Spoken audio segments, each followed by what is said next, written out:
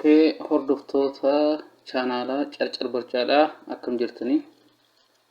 Viidiyoo takka lama kana dura waa'ee artificial intelligence dhaan wal qabatee viidiyoo isaanii isinii qopheessee jira. Warri yaadannaa kana turtanis yaadni keessan baay'ee bareedaadha, baay'ee galatoomaa isin jechuun barbaada.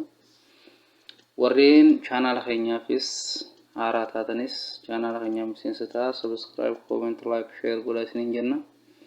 Har'a garuu viidiyoo artificial intelligence keessaa chapter 3 irra kan argamu artificial intelligence waliin ilaalla jedhee qabadheen dhufeen jira.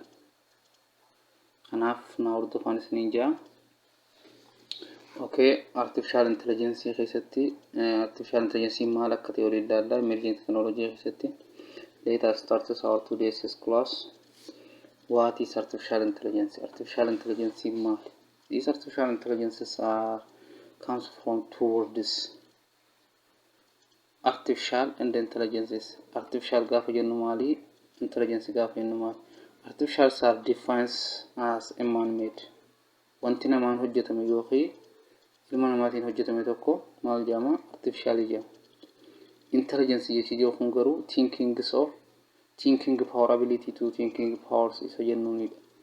Dandeettii yaaduudha. Dandeettii yaaduun ilma namaa yookiin dandeettii yaaduun meeshaa maashinii wayii maal jedhama? Intelligence isa jedhama. Ability inni yaaduudhaaf qabu jedhama.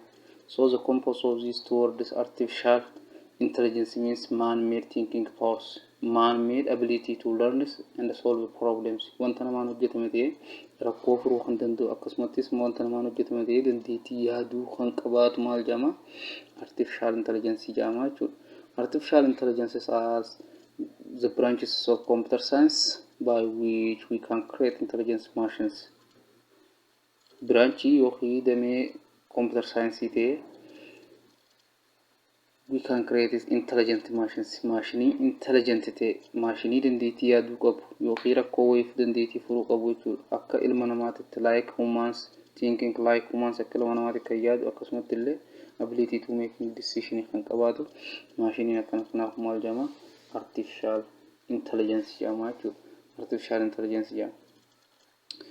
Intelligence, as we know, the ability to acquire and apply knowledge. Dandeettiin beekumsa barbaaduudha yookiin beekumsa tokko apply godhuudha intelligence jedhama. Okay, knowledge gaafa jennu hoo? When we say knowledge, what does mean knowledge? Knowledge is information acquired through experiences. Muuxannoo keessatti beekumsi yookiin odeeffannoon nuti argannu maal jedhama? Knowledge jedhama. Experience-ummaan kun garuu experiences are knowledge gained through exposure or training. Wantoota yaalii gootu wayirraa yookiin beekumsi ati yaalii garagaraa irraa argattu maal jedhama? Experience jedhama. Fakkeenyaaf waajjira tokko keessa namni osoo dalagaa jiru, waa'ee networkii irratti osoo dalagaa jiru gaafa hojii biraatiif darbee experience kee fidadhu gaafa jedhame waajjira sanarraa fidata. Experience isaa jechuudha. Experience means the knowledge gained through training. Leenjii wayii yookiin muuxannoo wayii irratti kan argamu jechuudha. Waa'een beekumsi. So intelligence inni jennu kun maali? Intelligence is the abilities to acquire and apply knowledge isa jennu kanaadha jechuudha. Beekumsa acquire godhuu yookiin beekumsa argate sanarratti immoo apply kan godhu intelligence jedhama. So intelligence are composed of what? Composed of these things is reasoning, wantoota hojjetuuf sababa godhuu, conclusionii fi premise kaa'uu akkasumatti immoo learning wanta tokkoof waa barachuu jechuudha. Siroo experience inni ammantana jennu kun knowledge acquire godhuu, learning jechuun isa kanaadha. Problem solving yoo rakkoon tokko uumame rakkoo sana furuu. Fakkeenyaaf amma geemii gaafa taphattan chess geemii namni taphatee beeku jiraate chess geemii sanarratti yoo ati tokko drag goote inni kaanis gaafa ofii isaatiin maashinni drag godha. Maaliif isa drag goote ilaalee kan biraa drag godha? Solving problem. Fakkeenyaaf ammas mathematical theorem garagaraa kan namaan furamuu hin dandeenye fa'aa solve godhuu. Perceptions, ability to thinking and new things. And then linguistic intelligence, ability to understanding knowledge. This is a composed of what? Intelligence. Intelligence in composed isaan kanneen jechuudha. Kanneen qabate of keessatti maal? Reasoning of keessatti qabata, learning, problem solving, perception and linguistic intelligence of keessatti qabata jechuudha. Namni biraa artificial intelligence systems. Artificial intelligence system inni jennu kun maali? System is the composed of agents and its environment. Agent yookiin wantoota artificialidhaan hojjetame fakkeenyaaf kan akka human being akkasumatti maas roboticsii warreen kun agent jedhamu. Agentoonni kun yoo environment isaatii wajjin interact godhe maal jedhama? Artificial intelligence systems jedhama.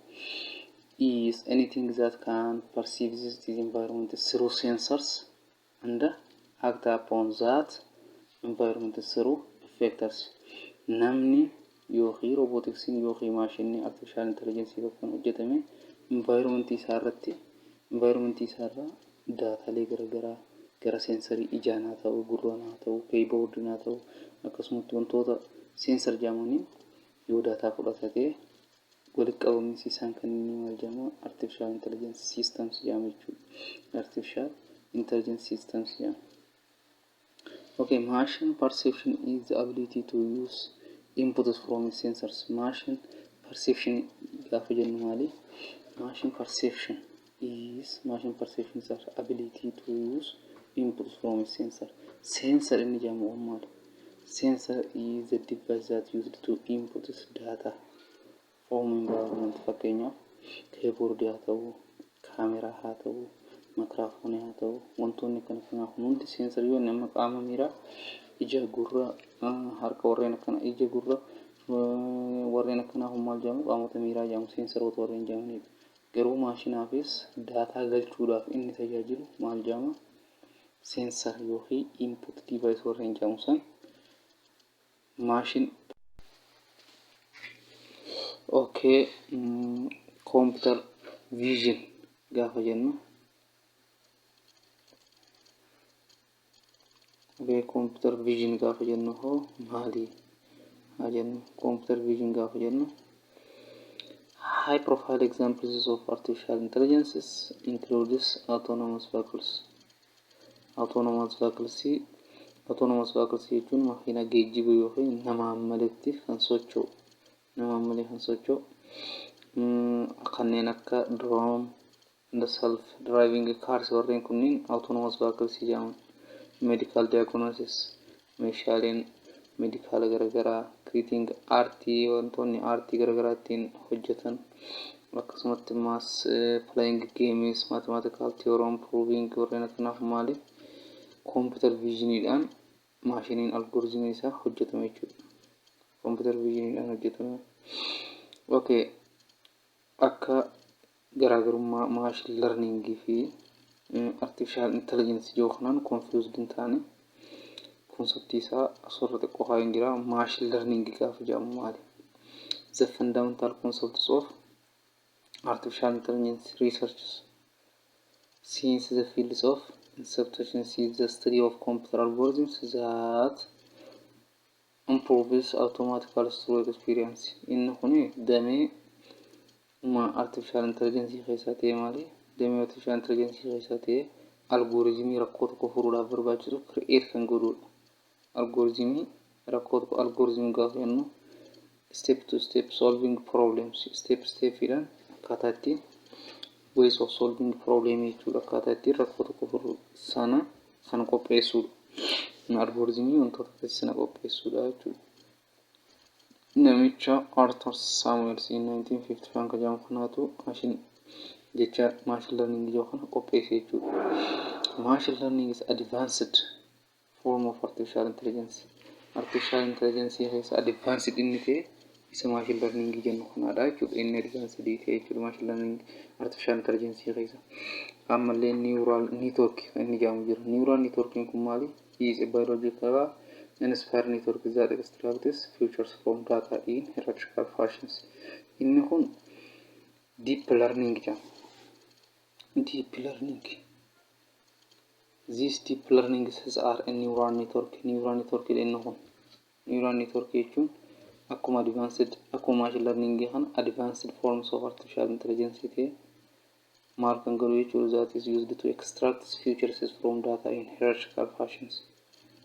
Data extract godhuudhaaf extract features from data wantoota daataa isaa barbaachisan extract gochuudhaan bifa hierarchical fashion ta'e wal qabatee deemuun bal'isee kaa'uudhaaf kan barbaachisu. Inni kun neural network jedhama jechuudha. Artificial intelligence akka diagram kanarra ilaaltan bifa kanaan kaa'amee jira.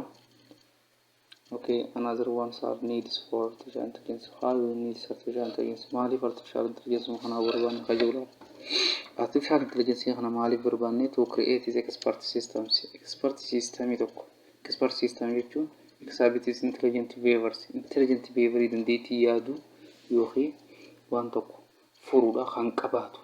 Maashinoota akkasiisan qopheessuudhaaf. In create expert system inni jennu capability to learn dandeettii barachuutu kan qabu. Demonstrate marii gaggeessuu yookiin immoo rakkoo tokko furuuf explain godhuu rakkoo san furuu ammaata device user isaallee device kan godhu user device jechuun maali wanti tokko jechuun error qaba akkana godhin jee alertii wayii illee agarsiisu. Ammallee sababni nuti artificial intelligence barbaannuuf inni lamaffaan the second ways for needs of artificial intelligence are helping machines find solutions to complex problems. Complex problem rakkoolee wal xaxaa maashina furu yookiin solutionii barbaadu wayii create godhuudha. Kaayyoon artificial intelligence barbaadameef jechuudha. Like humans do and applying them as algorithms in a computer friendly manners. Akka ilma namaatitti rakkoo sana furu maalirraan algoritmii isarratti biilti sanarra dhaabbatee jechuudha. Another one is goals of artificial intelligence. Inni biraa maalidha? Goals of artificial intelligence. Hayyummaan artificial intelligence kanaatu maal replicate human intelligence. Innummaan artificial intelligence inni jedhamu kun gara ilma namaatitti asoo ceesisuudha maashina. Kana jechuun dandeettii yaaduu, dandeettii rakkoo tokko furuu kan qabu ilma namaadha. Garuu ammaan tana amaloota akkasii wantoota yaaduu rakkoo tokko furuu kan maashinaaf dabarsanii kennu. Maashinaaf dabarsanii kennu jechuun namarraa fudhatama otoo hin taane maashina akka namaatitti abilitii akkasii qabu create godhuudha kaayyoon jiru tokko. Another one is solve knowledge intensive tasks. Knowledge gurguddaa yoo kan barbaadu solve godhuudha jechuudha. Taskilee knowledge gurguddaa barbaadu beekumsa gurguddaa barbaadan solve godhu. Another ones are intelligent connections of perceptions and actions. Wanta tokko laalee actionii wayii akka irratti apply godhuuf wanta intelligent ta'e tokko oomishuu. Building a machine which can perform tasks that requires human intelligence. Machine akkamii uumuudha? Machine yoo ilmi namaa wanta ilmi namaa yoo hojjete ilma namaatiif ulfaataa ta'an machine hojjetu. Fakkeenyaaf proving problems, proving theorems problem amma mathematics keessatti theoremii garaagaraa furuuf solve godhuudhaaf jala deemtee xumuruu dhabuu dandeessi yoo ulfaataa ta'uu dandeessi. Maashinaan yoo hojjette garuu maashina algoritmii itti aanuuf irra dhaabbatee nuffii tokko malee dalaga. Akkasumatti immas playing chess inni nu geemii kompiitaraa waliin namni taphatee beeku jiraate geemii kompiitaraa waliin waan akkas akkasiisan yoo ati gara tokko deemte sana caalaa inni garam deemee inni si nyaata. Inni akkanaa kana maashina wantoota akkanaa kana hojjetu create godhuudha gooliin isaa jechuudha.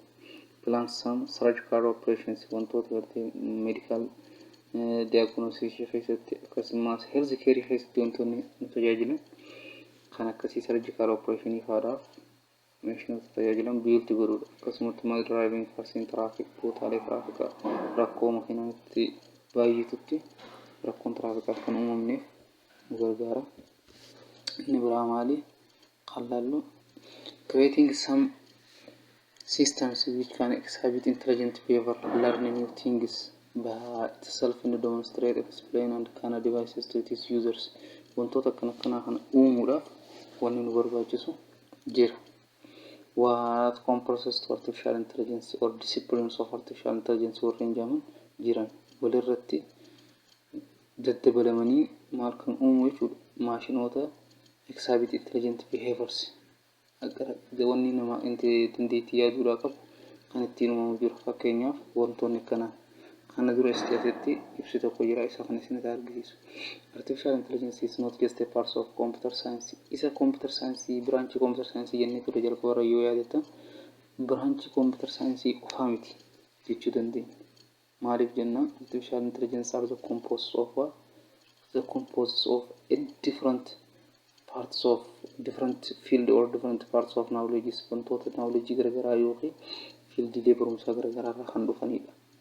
Fakkeenyaaf asirratti ilaaltan saayikooloojiin jira, kompiitar saayinsiin jira, filosoofiin jira, sooshooloojii, maatisiin jira, baayoloojiin jira, niwurool saayinsiin jira. Warreen kun hundi isaa walitti deebi'anii maal ta'u jechuudha? Walitti deebi'anii artificial intelligence uumuu danda'u jechuudha. Artificial intelligence uumuu danda'u.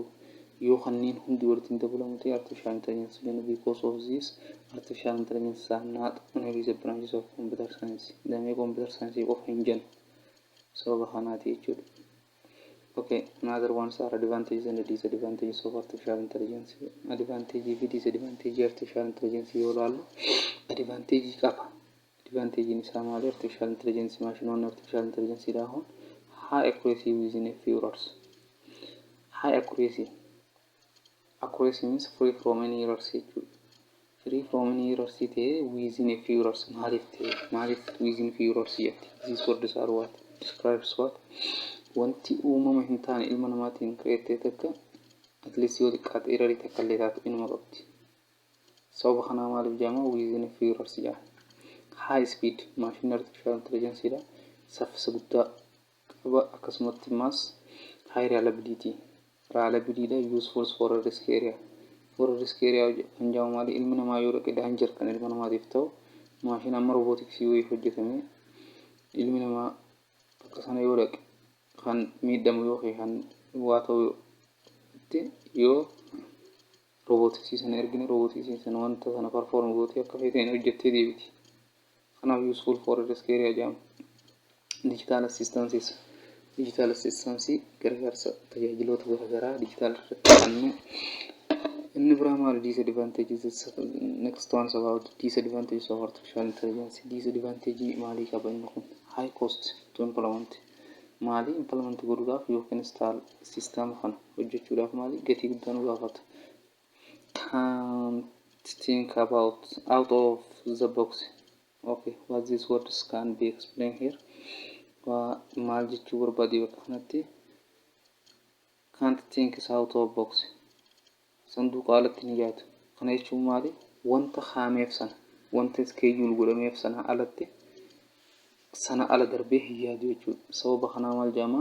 Sanduuqa sana qofa keessatti kan yaaduu danda'u. Sana ala yaadu jechuudha. No emotion and feeling wanni itti dhaga'amus hin jiru. Maashina kanatti inni kun immoo disadvantage. Fakkeenyaaf robotiksii tokko godhu. Yoo uumne jennee robotiksiin sana immoo namaa olii wal loltee namni itti dhaga'ama. Inni garuu osoo itti hin dhaga'amne nama sana caccabsuu danda'a. Maaliif jenna? Isi dhaaltu itti hin dhaga'amu yoo caccabu ta'een alatti jechuudha. Increases the dependencies on machines. Increases dependence on machine ni jennu maali? Machine irratti namni akka hirkatu nama taasisa.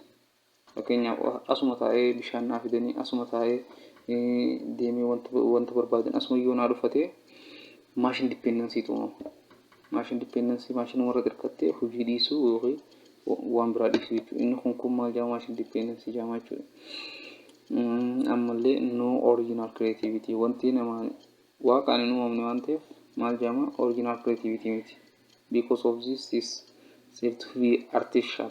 Sababa kanaa maal jedhame? Artificial sun jedhameefu sababa kanaadhaaf jechuudha. Inni kun disadvantage artificial intelligence. This one is advantage of artificial intelligence. Okay, the next lessons are about levels of artificial intelligence. Artificial intelligence stage lee akkam akkamii keessa kutee gara artificial intelligence dhufa. Stage jalqaba artificial intelligence keessatti maaltu jira? Stage lammaffaa keessatti maaltu jira? Ishii kanneen highlight isaanii sinimee gara types of artificial intelligence isinii darba. The first stages or the primary stages of this artificial intelligence levels are rule-based systems. Rule-based systems. The most common use of artificial intelligence today is fixed in this bracket. Roonni maanta addunyaa irratti argaman artificial intelligence maashinii artificial intelligence akkasumatti immoo robotics wantoonni garaagaraa kun maali? Warra kan keessatti kan ramadamanii jechuudha. Maal keessatti? Rule based system warreen ta'an keessatti. Okay, the second stage is what? Context awareness and retention. context awareness and retentions. Algorithms that develops information about specific domains they are being applied in. Algorithm jechuun maali? Step to step solving problems or ways of solving problems in engineering. Algorithm information waan tokkootiif barbaachisu develop godhu specific domain tokko rakkoo kana irratti jenne kan nuti apply goonu sanaadha. Achirratti beekumsa qabu fi experience isaa jijjiiraa akkasumatti immas algoritmii sana guddisaa maal godhu wanta isaan waan kaa'ameef sana akka hojjetu taasisu jechuudha. Inni kun second stage jennaan jechuudha. Stage 3 of artificial intelligence levels are domain specific expertise. Inni kun maali go behind the capabilities of humans. Inni kun expertii ilma namaa dandeettii ilma namaa illee darbee waan tokkoof kan akka hojjetuuf kan kaa'amudha jechuudha. Information garagaraa baay'ee kan qabaatu. Inni kun maal jedhama? Domain specific expertise jedhama. The fourth one is reasoning machines. Inni jennu hoo staging kanarratti maaltu ta'a? Stage kanarratti these algorithms have some ability to attribute mental states to themselves and others. They have a sense of belief, intentions, knowledge, and how their own logic works. This means reasons or negotiates with humans and other machines. Malja montkon nama wajjin akka mari'atamu yoo wanta hojjete hundaafuu sababa akka haa kan keessatti taasifamu stage kanaa jechuudha. Negotiates with humans and other machines. Akka marii wahii waan hojjeteef garuu reasonable akka ta'u kan ittiin godhamu algoritmiin akkasii kan keessatti hojjetamu stage kanaa jechuudha. Another one is stage 5. Stage 5 is our self-aware systems. Self-aware system kun maal jedhama? Artificial general intelligence. These systems have human-like intelligence. Ilma namaatii wajjin kan walitti dhufeenya qabu maaltu abilitiin isaa jechuudha. Abilitiin intelligencein isaa dandeettii yaaduun isaa. Inni akkanaaf garuu yeroo ammaatti addunyaa irratti hin argamu. Stage kanarra hin gaamne. No such use is in evidence today. Yeroo ammaatti hin jiru. Inni akkanaaf jechuudha yeroo ammaa hin argamu. Stage jaffaan kunis akkasumas stage torbaffaan warreen kanaa gadi taafan yeroo ammaatti addunyaa irratti implemented ta'uun hin eegalle. Garuu under research jiru warreen qorannaa jala jiranidha. Artificial super intelligence inni jennu kun maali? Artificial intelligence algorithms. Artificial intelligence can outsmart even the most intelligent humans in every domain. Karaa kamiinuu dandeettii ilma namaatii olitti kan yaadu. Asirratti yoo dhuftan stage 5 kanarratti yoo dhuftan system san have like human intelligence akka ilma namaatitti waa dandeettii ilma namaatii wajjin wal madaaluu qaba. Garuu artificial super intelligence irra gaafa dhufne maali? Isa namni yaadu sana olitti yaada. Namni rakkoolee wanta inni yaadu sana maal godhuu danda'u sana hanga sana yaaduu hin danda'u. Irraa ol akka guddisee hayyaatu jechuudha. Sadarkaa sanaadha inni kun. Another one is about singularity and transcendences. Inni jennuun kun maali? Isa stage jaffaarratti argisan. Stage 6 irra kan argisan maal kan godhu jechuudha. Kan sanaa prove godhu sana caalaa jechuudha. These ideas are development provided by artificial super intelligence of stage 6 leads to immersive expansions in human capabilities. Kana brainin ilma namaa hanga ilma namaa yaaduu danda'uun alatti sana caalaa guddisee akka yaadu innummaa sanuu kan ittiin proof algoritmiin akkasii kan keessa hojjetamu stage kana keessattidha jechuudha. Okay, so another ones are about types of artificial intelligence. Eshi waa'ee types of artificial intelligence kutaa paartiitti aanu keessa ilaallaa hanga sanatti nagaannaa turan isiniin jira. Thank you for watching.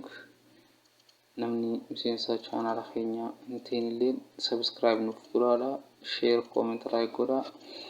يادا في كومنت خيس الله اللي أما اللي فيديو تانو كوني سني رفنا يادا خيسني كومنت شير قرولا نبرد أبدا في يجراته إيميلي حنا فيدم تاني نقا فتودن ديسو يوخيمو قرا كومنتينيس سني فين ديبسا بايو جلتو مادا سني جاردا نهر جرادا. Thank you for watching.